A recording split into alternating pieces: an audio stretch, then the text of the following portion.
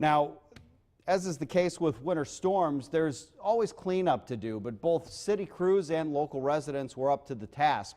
Winter Storm Braden packed a punch, but as it appears, most of us were ready for it. Yeah, that's right, Patrick. Most of us were ready for Winter Storm Braden.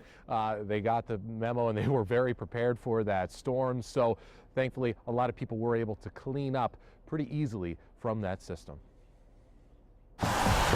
Looking at Green Bay's roads Wednesday, you might not believe almost 8 inches of snow fell on them just 24 hours prior.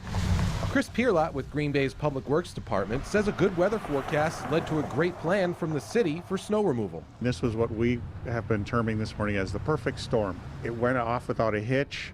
It went as planned. We just dreamed that this would happen for every single snowstorm we have. Many driveways and sidewalks were also cleared by late morning, but it was all that plowing that had some still digging. There's not a whole lot of sidewalk here, but this took about 2 hours because when the plows go through, they throw their snow up on the sidewalk, so it makes it even heavier. And if all you had was a shovel, it took even longer. This Suamico resident said she's moving and sold her snowblower this past weekend. Not the best timing on that one. The piles of snow could be pretty deep, as I found out firsthand when my photographer dropped me off in a snowbank. The snow's a little deep there. Thanks, Jerry. Just around the corner, it wasn't the snow removal that was the issue for Larry Burgers. Ain't too bad.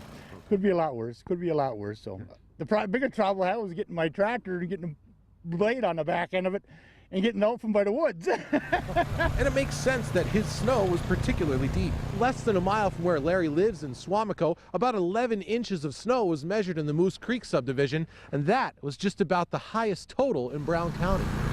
A nuisance, to be sure, but certainly not the worst we've seen out of a Wisconsin winter. And one of the things that helped out both city crews and people just cleaning up was the type of snow that fell. It was that light, fluffy stuff, not the really wet, heavy snow, so a lot easier to move around and clean off your driveways.